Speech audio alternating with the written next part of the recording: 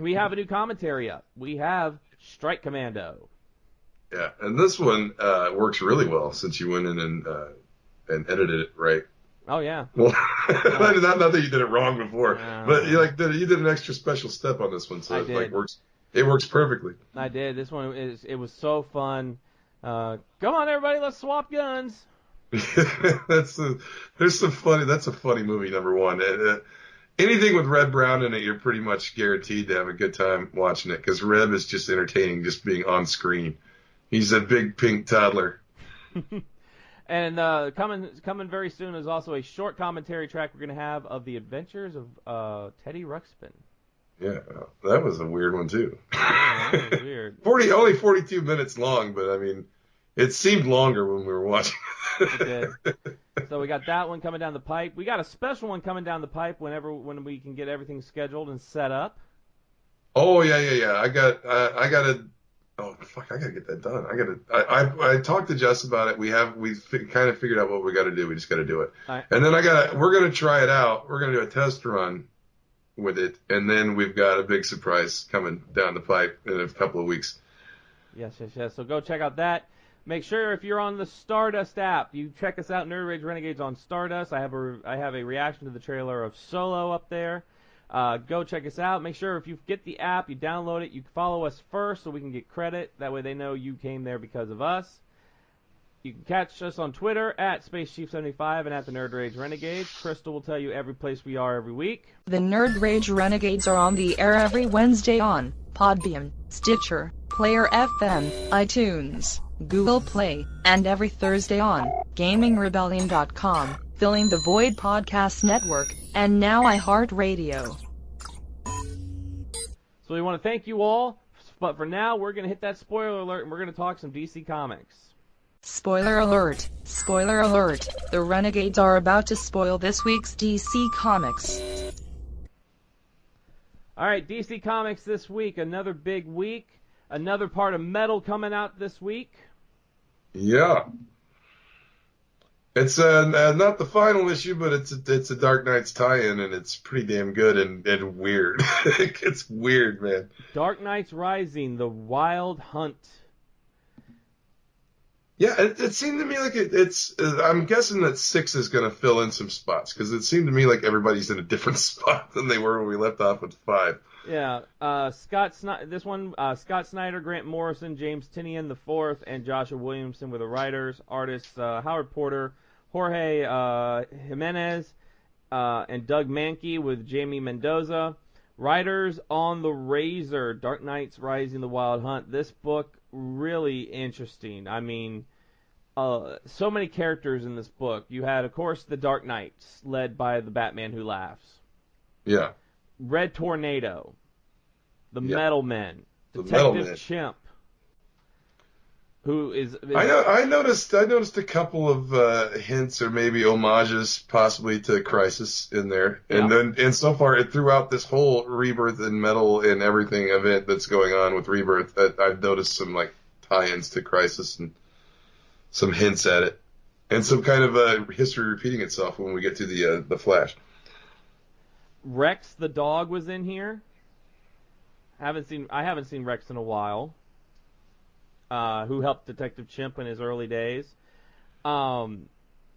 Basically, there's a couple stories going on. Flash, Cyborg, and Raven are trying to find the House of Heroes. Yeah. And it's all based off of like melodies, like the ship they're on, the Ultima Thule. Everything's based off of like music and sound waves and things like that. And there's a lot of talk in here about the Challengers of the Unknown. There's trying to just discuss this book. There's just so much. It's hard to like. Yeah, I think a good chunk of it though is around Detective Chimp and his something is affecting his intelligence as he's getting closer to the answer. I think because we know Detective Chimp from the flashbacks. He has a basically music was beat into him by his former owners of the circus or wherever he came, the carnival, and basically he was kind of they beat him till he got this music right. So and then when he became super intelligent, he just understood music, and he kind of has this specialty in music.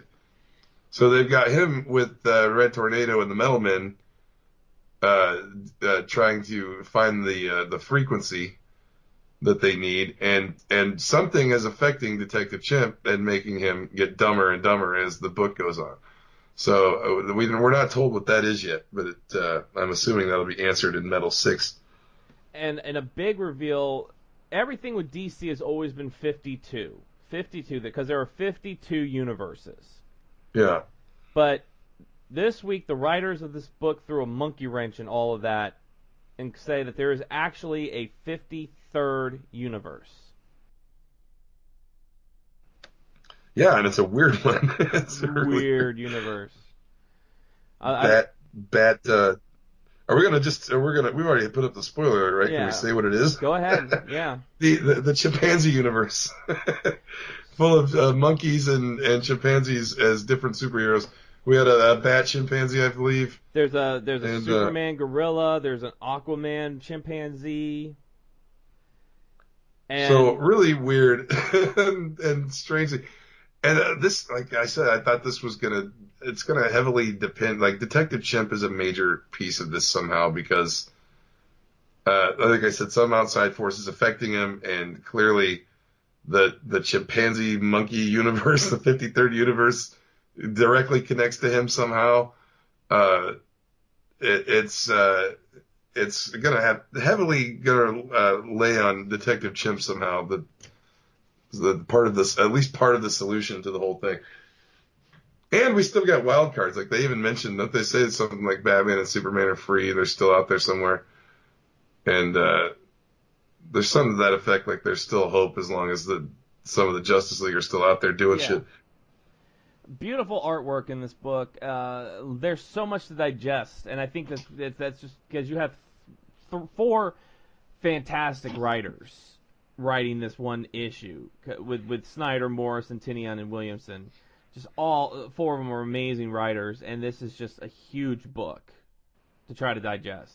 Yeah, it's a lot, but it's not incomprehensible. It's not too over the head, really. There's a lot of stuff in it for sure, and there's a lot of things to think about when you're done reading it. But I don't think that's too much. I think they did. It wasn't like an oversaturation of all those writers just throwing shit in. It didn't feel like that. It felt like it's got a point and it's going somewhere. Yeah. But there's just a lot in it. Yeah. So definitely, I enjoyed it. I thought it was a good book. I loved the reveals at the end. I loved just everything about it. Then I read Sideways, which is part of the new Age of Heroes from DC, from Kenneth Rocafort, Dan Didio, and Justin Jordan. I glanced over it, but I'm not sure. Maybe I should probably just read it better. But it looks like, he's got some kind of cool powers. I mean, he can like phase into different places, and he's got super strength. Yeah. So basically, now these are all saying these come out of Metal. Now I don't know. Maybe in Metal 6 they're going to show us how all this kind of happened to these folks, because this one, the guy... Is it going to be in the No Justice? Is that going to have to do with all this too? The 4-issue series is going to introduce some of this? I don't know. But I know in this, so like he was in Gotham when the Mountain appeared. Yeah. And somehow he now has these powers where he can phase through like dimensions and end up wherever he wants, and he has super strength. But most of the book it's him going to school, it's them kind of his relationships with his mom about what happened because they were in Gotham, and then him trying to capitalize on his new powers on like YouTube, become like a celebrity on YouTube, until he hears this voice that keeps telling him to stop doing what he's doing. And then at the end, he comes face to face with a big hulking behemoth that says your sentence is death. His apparently it doesn't really go into detail, but he fell when the Challenger's Mountain appeared. Yeah. He fell in a crack, and then it says He said, I fell into the ground and then I fell somewhere else. I think I went into the whatever energy the mountain was putting off. So he went into some kind of energy field and gained the power that he's got somehow. And he says he ended up on the other side of Gotham when he came out of it. So all these books are just like setup books. All these first issues, they're, you know, whether it was Damage or Silencer, now Sideways, it's all very much a first issue setup issue where you don't know, you really don't know anything. You know pretty much nothing about. They're brand new Pete characters. They tell you who he is, how he got his powers, where he goes to school, who his friends are, that kind of stuff. And that's kind of the same with all the new stuff that I've looked at is all like that. It's like all kind of set everything up. The only thing that's different in this is like there is that character that now maybe I'm having a brain fart about who that guy was at the end of the book. But it was like in Damage, Amanda Waller shows up. In Silencer, you have Talia al Ghul. This one didn't really have anybody except for that big behemoth at the end, and like I said, my mind's blanking on who that is right now. Maybe if you look at it, you could tell me who that is, if you know. Get to the page here. Oh, this guy that you have been judged a threat to the continue. Yeah, I don't know. Yeah, I'm not sure. That doesn't say unless he's some old school villain I'm not aware of. Yeah, so I'm not really sure. This is the first one that doesn't really have something like that. Not bad. I like the artwork. I do enjoy that kind of artwork. It's very nice. But once again, it's just a setup issue. It's a setup. Yeah, this one or these last. It's like the two panels right before the last one of the cityscape is just beautiful, man. The artwork on that, and the showing the. I'm guessing that had to be like photo referenced or something because that's pretty detailed shit. Yeah. And then you have Titans was another one that's out this week. This one, of course, Dan Abnett writing it. Still coming.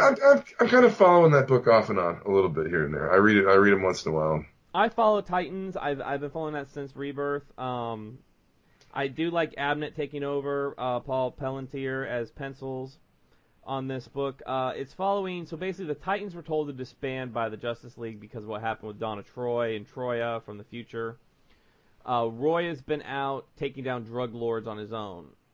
Well, he gets in a little over his head and is rescued by Cheshire, who we haven't seen in a while.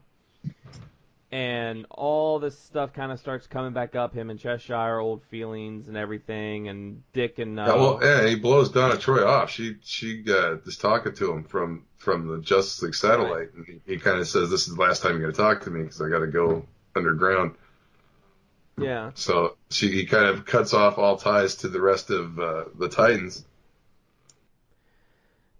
Dick and Wally are in there having discussions about everything that's been going on.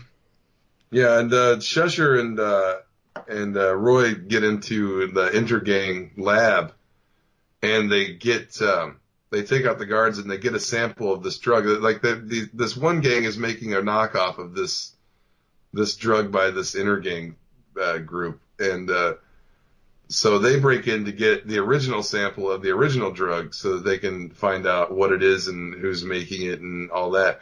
So Cheshire helps them do that, and then they go back to Roy Harper's apartment, and they eventually, it's implied that she spends the night with Roy, and he wakes up and the drugs are gone, and he has apparently used drugs again.